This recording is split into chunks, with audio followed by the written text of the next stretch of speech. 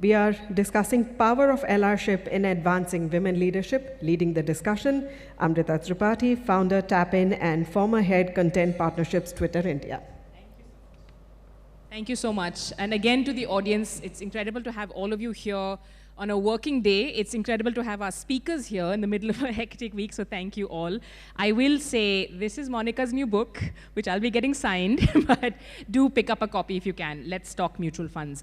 Nidhi Shukla, who's the president of Girl Rising, unfortunately has taken unwell, but she has left some messages for us, which I'll work into the conversation.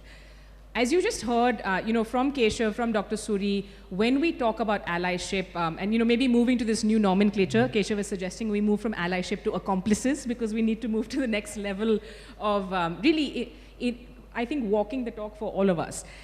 We have spoken a little bit about some of the reports we saw. So, the UNDP report I referred to in the beginning, Harappa's The Grand Women and Workplace report, found that the widest pay gap in India happens in the top valley of leadership, is what they're calling it. CNBC TV 18 and FICCI's Women in the Workforce survey report, which we heard about at their awesome Future Female Forward initiative, found only 22% women on the board of directors, 21% of women executives at the C-suite level. So one of the reasons I really wanted to bring Shereen into this conversation is we've seen a lot of change, but are we seeing enough change at the upper echelons?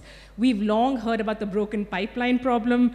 Globally, again, this is not just an India problem. We're hearing increasing voices talking about a hollowed middle management. Now, that's a big challenge, I think, for many of you in the room. If you're looking at the next 10, 20 years, this doesn't go away magically or automatically. So we're going to be talking to our panelists a little bit about how we solve for this. How do we create the enabling atmosphere we require? So maybe I can start with a quick round robin from each of our panelists. What are your reactions when you hear some of these reports and grim stats? Shereen, can I start with you? Thank you very much, Amrita, and good morning, ladies and gentlemen. It's wonderful to be here to talk about an issue that I've been very passionate about for over a decade now, and we've decided to take this forward in the form of a campaign that we launched in November last year called Future Female Forward, because I firmly believe that one, as leaders, we need to acknowledge our own privilege. We also need to be very mindful of the fact that we need to set aside judgment and bring in a culture of understanding and empathy. And this doesn't need to be restricted only to women, but if we need to create a culture of collaboration, of co-conspirators or allies or accomplices, as you called it, Amrita, I think we need to get all stakeholders to be on the same page and aligned towards the same goal. You mentioned a whole bunch of reports, and I think there is enough and more data which is relevant to India as well as globally that very clearly shows us that there is a gap, and that gap has been widening over the years. Now, in different contexts with different jurisdictions, there have been interventions both at the level of policy, government, and organizations to try and correct this imbalance, to try and bridge the gender gap. And I think you cannot have a one-size-fits-all approach. I'll give you my own example. I started maybe 15 years ago thinking that the call for quotas or reservations on boards was a bad idea. But I have come now to believe that the needle wasn't moving unless and until we actually got the mandate from the market regulator to ensure that that happens. Now, should it be time-bound? Should it be for a certain number of years, etc.? Those are issues that we can debate. But I think there has to be a push at a policy level, there has to be intervention at a government level, and there has to be mindful intervention at an organization's level as well if we want the needle to change and if we want to make meaningful difference. You talked about the CNBC TV 18 FICCI survey, and I think this is a big challenge that we are grappling with today across corporate India and in large parts of the world as well. Women join the workforce. Not enough women are joining the workforce in India to start with. That's a problem. But even when women do join the workforce, we see a fair degree of attrition, a very high attrition rate during the marriage-maternity period. Now, what can we as organizations do to try and stem the attrition? There's also something that, in fact, we were just discussing and debating this on another group that I'm part of yesterday, the mandatory 6-month maternity leave. Now, one would imagine that this should benefit women, that this should help women stay on in jobs and curb attrition. But the reaction from many women leaders who are also part of organizations say that, look, it's very tough. Maybe not so much for large organizations, but for small organizations, for startups, for the MSME sector, to actually comply with the 6-month mandatory maternity leave. So what can we do to try and arrive at meaningful interventions that will work? And I think I'll only give you the example of what we've been able to do at CNBC. And I'm proud to say that especially over I would say the last 5 or 7 years, we've had zero attrition. We haven't lost a single woman colleague on account of maternity. And the reason is this, that we've tried to create a culture of collaboration where you do get a 9-month advance notice, or hopefully a 9-month advance notice to try and repurpose your teams, to try and rebalance your teams, to try and see what you can do in terms of being able to share responsibility. And the idea of shared responsibility has to be taken beyond the cycle of maternity. The idea of shared responsibility must be one that is open, accessible, consistent, transparent, and is something that we do for every employee within the organization. Otherwise, the men will feel like, look, we do our share, but what do we get in return? Or even single women, for that matter, will say that, look, if I'm not going to go through this cycle of maternity, then why should I, quote unquote, pick up the slack for somebody else? So I think you need to understand that you have to create an environment that is consistent, collaborative, and it works for everybody. And I think that's one of the reasons why we have been able to curb attrition. But again, it has to be an agile environment that we operate. It is an agile environment that we operate in, and hence our policy making also has to be agile. I'll just leave you with my conversations with HR heads across not just our organization, but several organizations. You cannot put policies in place and expect people to work for them. You have to make policies work for people. And I think that is the message as leaders that we need to drive home. And that's the message as leaders on this panel, and of course all of you sitting in suites across your organizations also need to take forward, that we need to put in place policies that work for people, not the other way around. Thank you so much, Shereen. And we've been talking about how you can't have change in culture without top-down buy-in from leadership. So that's really important. Monika, can I come to you and ask you, you've been talking about finance, personal finance. You're at the forefront of that for decades now. And we're going to talk a little bit about stereotypes and unconscious bias and how some of that pops up there. But do you think that, and Shereen referred to this, regulatory requirements like having women on the board of directors, which you spoke about earlier as well, is that the right way forward, or do we need much more? I will just add to what Shereen said, and in this context of policy interventions, and exactly like Shereen, it began by saying that maybe reservation is not such a great idea, but we've seen data from some of the Scandinavian countries that indeed it does make a difference when you have reservation on boards. And I know of certain organizations who don't do a panel unless there's a woman who's not a moderator on it. So I know of organizations who actually push the envelope. But I'm going to talk actually today I'm going to flip the question. Okay, so we all know policy, regulation, all of that I think will be discussed over and over. I'm going to flip it to our own lives. And I'm saying that you can make the best policy unless you change the home. You are not going to see women participation. I remember I think about 6 years, 7 years ago in Mint, I had a column which said that women prefer not to drop dead, therefore they drop out. Essentially, we know that in most traditional homes, not traditional, an average Indian home, the man helps but does not share. And that's a crucial difference of even attitude. So women will say very proudly, my husband helps. I'm saying, wrong word, lady, it is share. So one is that we need to have supportive homes where the woman's career is equally important. We need to bring up our boys better so that the Raja Beta syndrome somewhere goes away. Okay, we have Rani Betiyas also, but the Raja Beta syndrome should go away. And the third, I'm going to come back to the women. Look, 25 25 to 35, I call it the dreadful decade for women. It is this decade where you have to decide. It's the deciding decade. It's the dreadful decade. Any way which you play it, you have a clock which is going to shut down. Men don't have that. You can talk of freezing eggs, you can talk of whatever, but these are very high-level solutions. For an average woman, you have to decide whether you're getting married or not and whether there's going to be a child or not. And that's a decision, if taken consciously, will inform the rest of your career. And I'm going to give a very quick personal story. So I've been a career journalist till a couple of years back, and I was just getting into my stride when I had a baby. And so again, it's a conflict when you leave a child at home. I mean, she was being very well looked after by the family, but yet.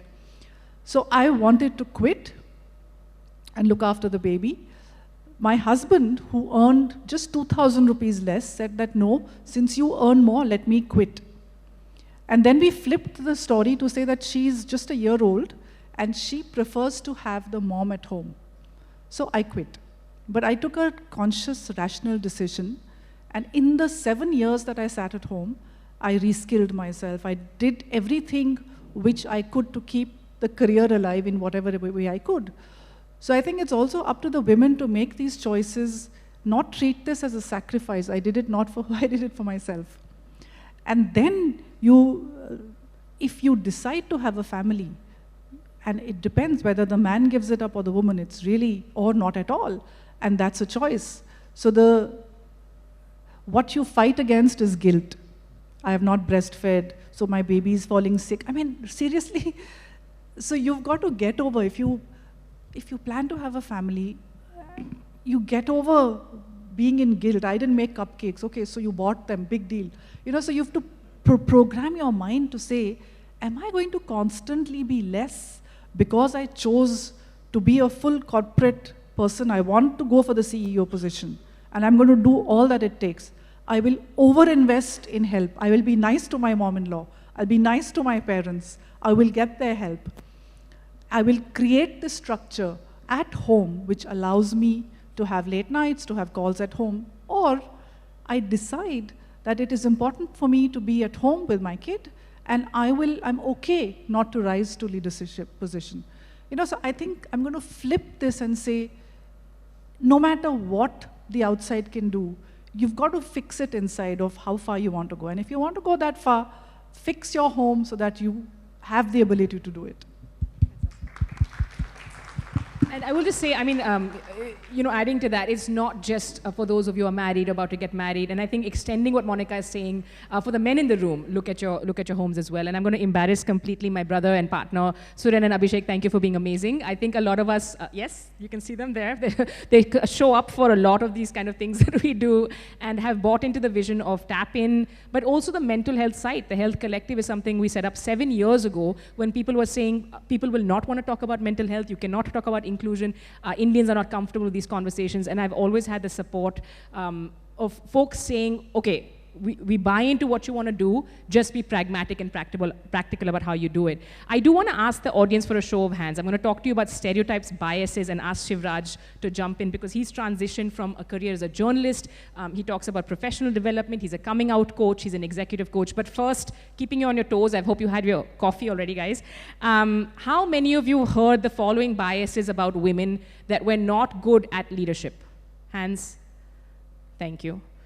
Sometimes I do, I'm going to take little photos also while I do this. Let me see if I can multitask. How many of you have heard the following about, and this is interesting to have Monika and Shereen on the panel with this. How many of you have heard that women are not good with finance, money, negotiation, pay?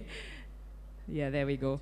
How many of you have heard in your day-to-day work lives that you're better at the soft skills? A phrase I hate. There you go, exactly.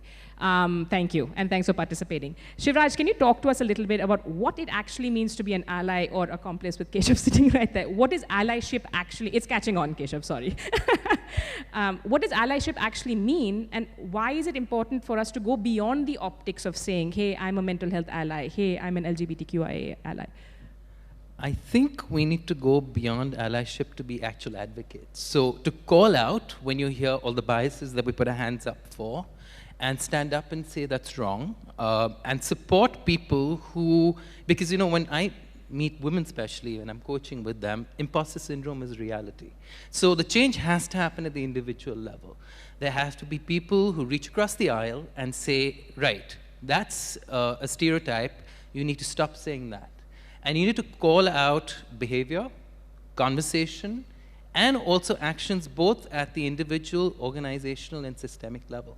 And it's not easy. It's not easy. Allyship for all of us across the spectrum, because I happen to be from the LGBT community, we're not always allies to our own people. So we really need to start with ourselves. I think there's the notion of shared responsibility, individual mindset.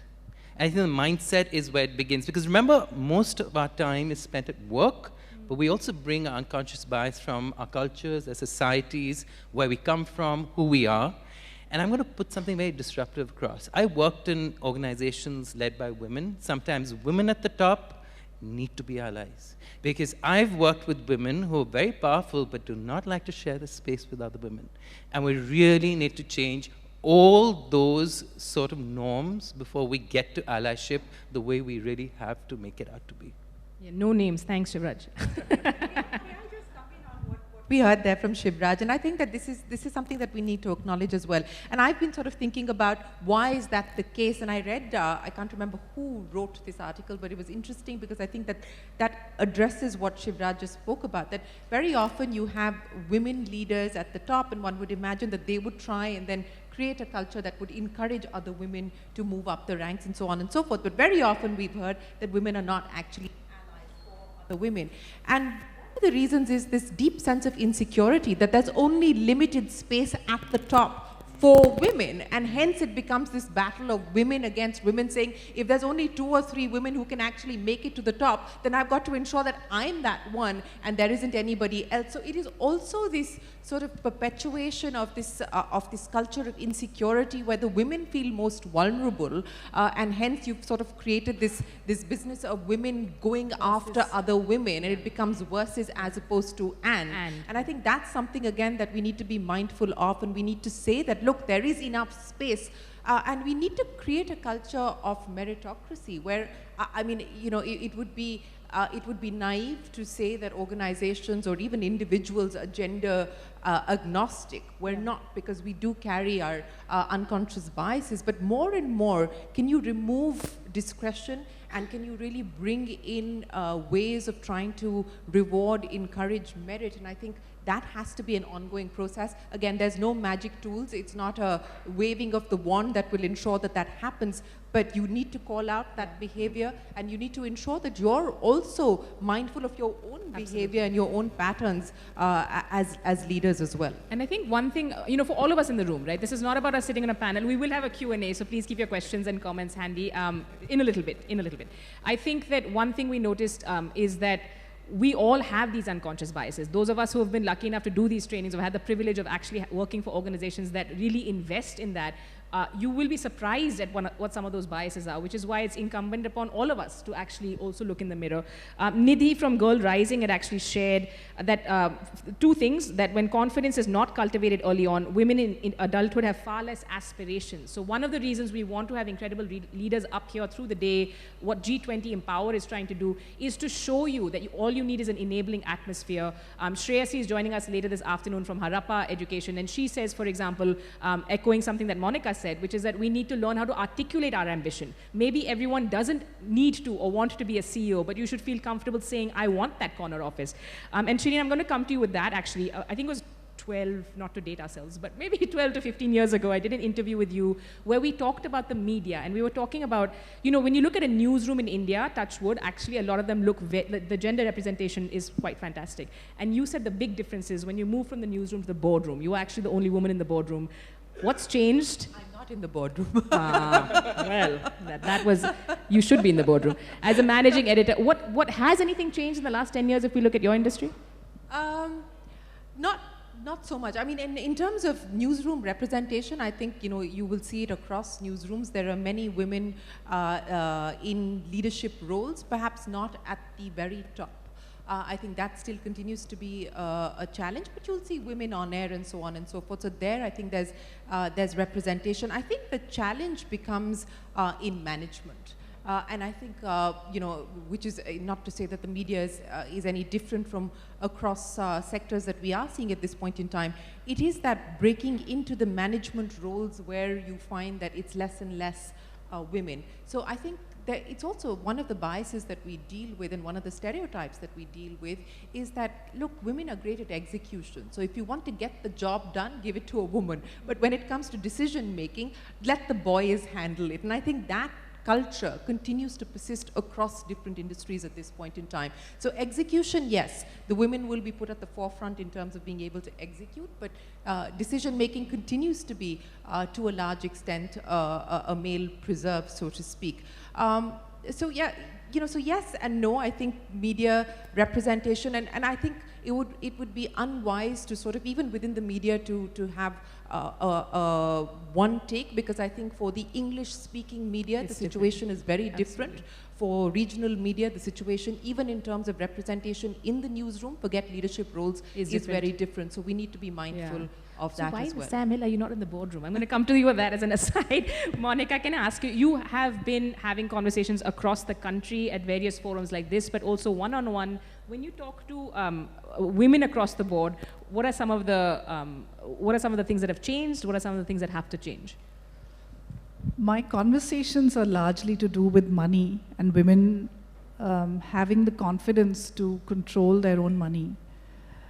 So exactly, you know, the point that Shereen made, that in terms of execution, it is the woman; in terms of planning, it's the man.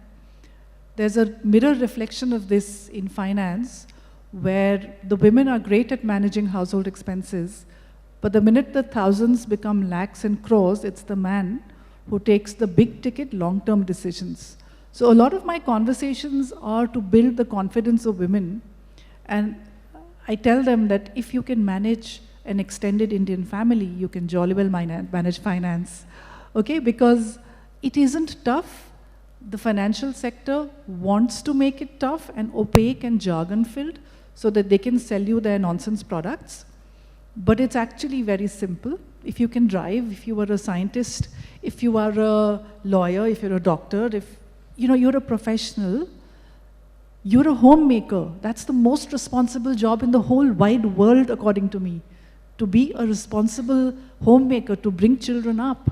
I mean, it's a privilege to have, to do that with your full consciousness. If you are doing that with that feeling, with that intelligence, then managing money is not tough. So my conversation is, women are on the back foot. They're afraid to make their voices heard. They are underfunded for their future. And there has been a recent Madras High Court judgment where so I don't know how many people here know. Do you know that the assets built during a marriage are not equal? Did we know? How many people know that? That the assets built during a marriage, we don't have in the Indian law something called community of marital property, which means the assets built during the tenure of a marriage, if this marriage were to split, are divided equally. It does not exist in the Indian law, but Justice, I think Ramasamy, has called it, he has said that I don't need an existing law to say that it is, so the way that I phrased it, that woman is not just the donkey, she's an equal wheel, because he calls her the equal wheel in terms of the assets. So in a lot of stories which come to me, women spend on running the house. She pays the dry cleaning bill, and the man builds the assets. And if he forgets to put her name deliberately or by mistake on it, and in case that marriage goes to court, then the asset belongs to he who pays for it. So it is very important to women for them to put on their money oxygen mask, and that's been my conversation, that you can do it. Being in a fixed deposit is no shame. Do not try and swim in shark-infested waters if you don't know how. Whatever you have control over, whatever you understand, but you should have it in your own name. You have to ask the tough questions on the dinner table of what are the family assets built during the marriage. I'm not talking of ancestral property. Let that be. But what is built during the marriage? My name has to be on it. I need to know where the papers are. If there is a problem with this conversation, it's a red flag in your marriage. Be very certain of that. So that's my conversation, just to build that confidence up. And that's really interesting, I mean, Shivraj, because we talk about confidence-building measures often for women in the professional setting, and I think Monika and a few folks have made the case what happens at home is, of course, critical. When you are looking at coaching, when you're as an executive coach, when you're doing professional development conversations, what comes up with career women, mid-career to the leadership? Because we know that that's what all these studies are showing, right? There's a hollowed-out middle management, women are falling through the cracks. What are some of the trends you've seen? So the discussion takes much longer on trying to unearth what goals they're seeking, because I think they come with that sense of lack of confidence. I think the conversations, building assertiveness is very, very important. They don't know what assertiveness means in that situation. You have a lot of passive-aggressive behavior at workplace. You have passive-aggressive behavior at home. So you're battling two fronts. And so when you say, what are your goals? How do you want to go about achieving it? It takes many more sessions to get there. But what's interesting is once we get there, there's no stopping them. And interestingly, when you talk about the money oxygen, this is a conversation 40 years ago my father had with my sisters. And I called myself a default feminist, where he said very clearly to my sisters, don't care who you marry, don't care what you do, but promise me you'll be independent financially. And there are women who lead, whether at home or elsewhere. So I think maybe I'm just biased that way, but when I have conversation with women, I always ask them, what is it that's holding you back? And it's always, almost always confidence. And the ability to speak up, because there are gender stereotypes, right? And we've seen that. And it's called the double bind, where if a woman is assertive and confident, they're called aggressive. When men do it, they're considered forthright and assertive. So we've got to change that. We've got to change that at the individual level. We have to have more conversations. I recently did a very interesting podcast on women in science and engineering for a standards company, and the whole conversation was, until standards change and represent women's voices in the technical committees, standards for basic things like masks, protective gear, things that we take for granted will not protect women. And so the conversations have to take place. I think, can I just add to this, the point about the fact that, it's the women who have to, this double conversation which is happening. You don't have to mimic a man and his aggressive behavior if you can perceive that as aggressive. The most important points can be made very softly. You just have to be confident of what you're saying. So you can say something very softly, and it can be very menacing as well. That's true. That's true. Bosses like We've that. had, I think we heard about imposter syndrome a while ago, and what's really interesting is while investigating it, figuring out, do I have it, how do I combat it, and if any of you need tips, we've done a full show on it. There's a really interesting Harvard Business Review article which said, stop telling women that they have imposter syndrome, because often what's happening is it's just reflecting the bias that's infrastructurally there across the world. So Shereen, I do want to ask you, Young Turks, many of us are a fan of the show. You've been tracking Young Turks in India the last 2 decades and change. Have you seen change at this, in the context we're speaking of, when it comes to startups? Is there a sort of fresher attitude when it comes to startups? Not as much as I would like to see. It's been 21 years of chronicling India's startup stories, and I have to say, even today, when I walk into a room full of young startups, not even a handful of women. And that is the reality. And it's not because the women don't want to. And again, there's enough data and research done on the fact that there is a bias when it comes to funding. So again, if a woman is trying to start a fashion business or a makeup line or so on and so forth, they will still find it easier to be able to get funding. I mean, getting funding itself is a challenge, but if you do manage to get funding, it'll largely be if you're in some of these sort of adjacencies that are women adjacencies. But try getting into, to get funding into a business that is a high-tech business or technology and science-driven business, etc. It is hard. I mean, somebody, you go back 40 years to when Kiran Mazumdar-Shaw started, and it's exactly the same experience that young women today speak of, that when she tried to go to a bank and get access to credit to start her company, she faced exactly the same questions and the same set of biases that women today face as well. So I think it continues to be a big challenge, and to the point of representation, and I think that is very important, that we need to reflect on not just one kind of woman leader.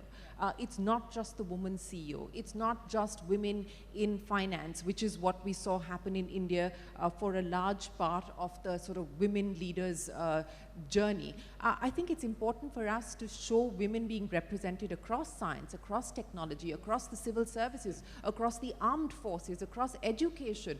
And I think creating that diversity, creating that diverse pool of women leaders and showcasing that diverse pool of women leaders is very, very critical, because again, you tend to fall into this stereotypical notion of what a woman leader should be, what a woman leader should look like. And I keep going back again to this conversation that I had more than 15 years ago, where I was told by a woman leader herself that, look, my problem with the way that conversations happen in India, or the way that people look at women in India, that there's no middle. You're either Mother Teresa or you're Katrina Kaif. There's nothing in between. And unfortunately, it still continues to be largely like that. So I think it is incumbent, especially for us in the media, to also showcase and create a diverse pool of women leaders. And to your point about technical committees, etc., I mean, this is not, again, just an India problem. Universally, through all of the pandemic, if you look at any country in the world, with the exception of the Scandinavian countries, all decisions, all committees,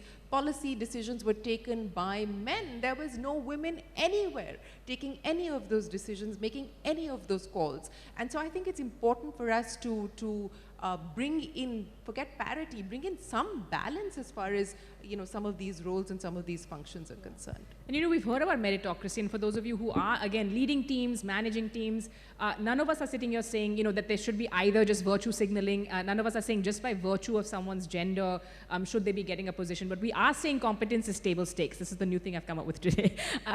All things being equal, we need to see more representation. There are many suggestions globally as well that we need to reframe this conversation. So I'm going to put that to our panelists and to you in the room as we open for questions shortly. Reframe women's leadership advancement in the language of business results, like quantifying concrete economic gains. We know that we can also talk about allyship programs. Some of my colleagues from Twitter 1.0, not commenting further, are here. We've had, of course, wonderful ERGs, BRGs. We had the opportunity to be a Twitter open ally, to work for Twitter Women, to work on mental health as an owl. So we know that there are initiatives, and this is something that's directly led to what Preeta and I are trying to do with Tap In, another plug. We can actually make this a drinking game through the day, but what we're trying to do at Tap In is talk about how peer support and peer plus one support can help. Shivraj is working with us on some of those modules also, because we know that it's also about creating that enabling atmosphere. Let me ask all of you, Monika as well, when we, to start with rather, would you have any examples from your own professional life about how you show up as an ally? When you're going and having these conversations, firstly,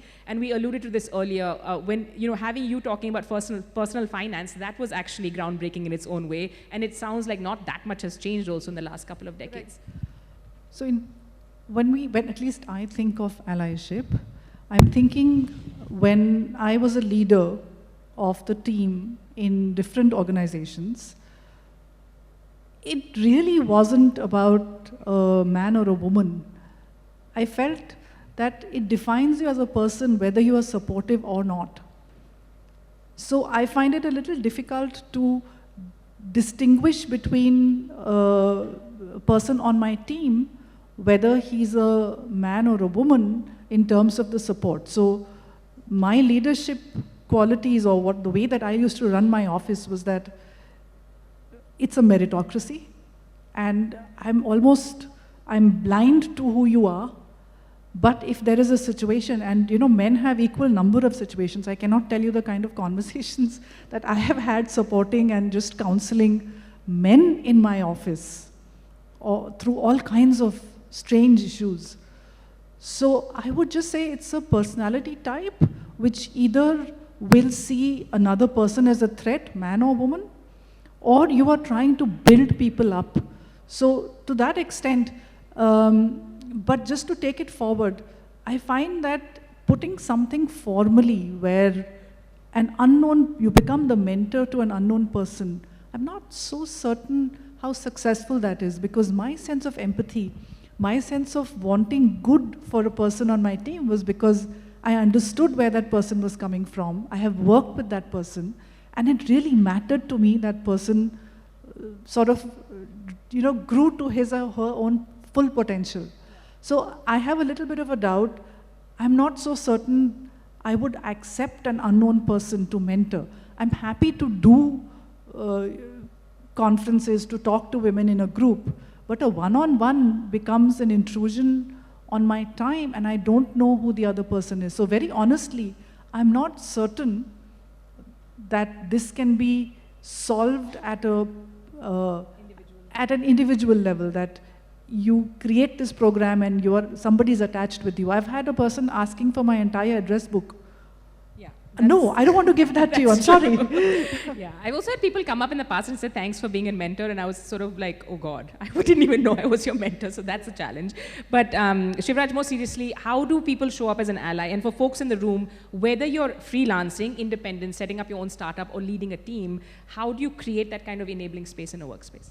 So first and foremost, I think you've got to change the goalposts. Let everyone else set their template. The second thing, and what Dr. Suri said very importantly, is the psychological safe space. As a coach, as a mentor, as an ally, you've got to offer the person the space to be who they are and to say what they want. And once they do that, the floodgates open, right? And so that's very, very important. You've got to give people that space, and you've got to say, listen, you don't need to benchmark yourself against anyone else. Your own benchmark is yourself. Let's begin there.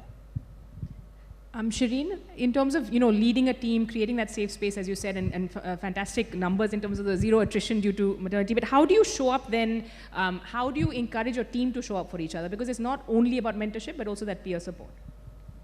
Absolutely, and I just wanted to reinforce what we heard there from Monika, that I think as leaders you need to be mindful of the fact that you don't create these spaces where it's seen as, oh, you're supporting only the women and you're not supportive of the aspirations of the men, etc. And I think that creates its own set of imbalances and challenges, so you need to be very mindful of that.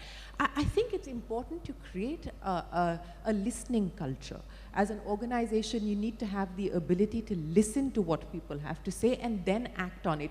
As an organization and as a leader, and I'm very mindful of that, I don't believe I have all of the answers. And I think if you come in with that approach that I have all of the answers, I'm going to tell you what to do and I know what is right, I think then you're creating the situation where it's my way or the highway, and that's typically how organizations driven by men and driven by testosterone have traditionally functioned. So I think it's important for us as leaders also to show up with humility, to show up with gratitude. And I saw something which was wonderful. This my friend Abhinav Bindra is running an Olympic program with schools in Orissa, and they've created what is called a gratitude wall, where students come up every week and write what they're grateful for and who helped them during that week in school. It could have been a teacher, it could have been a peer. And I think creating a culture of gratitude is also very, very important.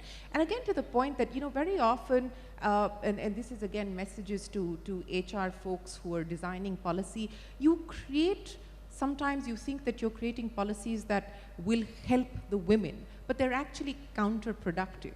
Because to say that I think about a woman's safety, if a woman's going out on a shoot at 10 p.m. at night, then she should be allocated a cab, but not a man. That disincentivizes people. I mean, and so the lead, as a leader, you'll always think twice about, okay, should I send, because then that'll be a cost issue and so on and so forth. The men are like, what wrong did I do? Why should I not have the access? And these are simple things. So you make it harder. So I think don't bring in policies that at the very bases are unequal. You need to create equal opportunity workspaces. I think that is important as well, and that is where you will create a culture of collaboration where the men don't feel, oh, okay, now this is another incentive for women. So you need to stop thinking of policies as incentives, but as tools of creating a workspace that is an equal opportunity. Yeah, and it has to be collaborative or it won't work. That's the whole point. Let's open up for some questions from the audience.